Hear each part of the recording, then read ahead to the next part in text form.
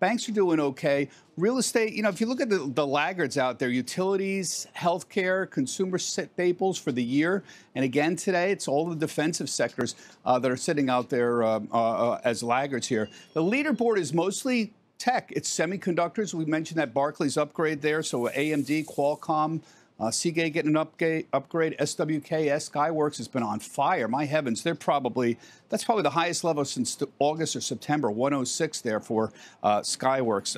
Other big cap tech doing really well today. We mentioned, of course, Salesforce with the Elliott stake there. That's doing well. Nice move up on some of the other names, the Seagate upgrade as well. There's what we're doing so far in 2023. This is a big growth move in the first 3 weeks of the year here, with semis up 12%, communication services, consumer discretionary, technology. I mean, look at the big moves up here. Remember, the S&P is only up about 4% on the year. The laggards are all the stuff that held up comparatively better last year: healthcare, utilities, consumer staples, all trading to the downside. So definitely a growth mindset for 2023, at least for the start of 2023.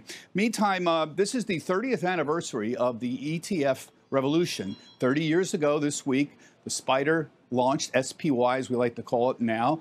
This is indexed to the S&P 500. It launched 30 years ago this week and started the whole ETF revolution and really expanded the indexing revolution that was begun by Jack Bogle back in the 1970s. He had a S&P index fund in 1976. But ETFs are a little bit of different structure here. So this is now the world's biggest ETF, $370 billion in assets under management. It's also most actively traded. On a daily basis, it trades north of $30 billion here. So the ETF revolution really created two things 30 years ago. And there's the S&P 500, the SPY there.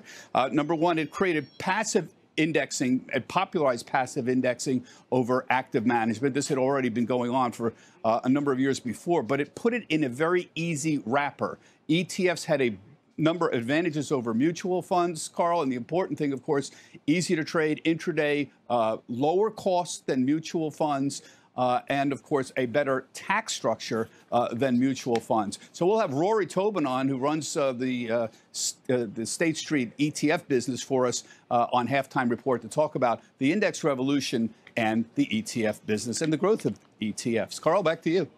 Thank you, Bob Pisani. As we go to break, let's check out the bond report today, see how treasuries are faring. As we said, not a lot of Fed speak this week as we await the next meeting on the 1st. But we'll get some PMIs this week. Also, the first look at Q4 GDP, some income spending numbers, housing data headed our way, along with a third of the S&P reporting earnings. 10-year just north of 3.5. Back in a minute.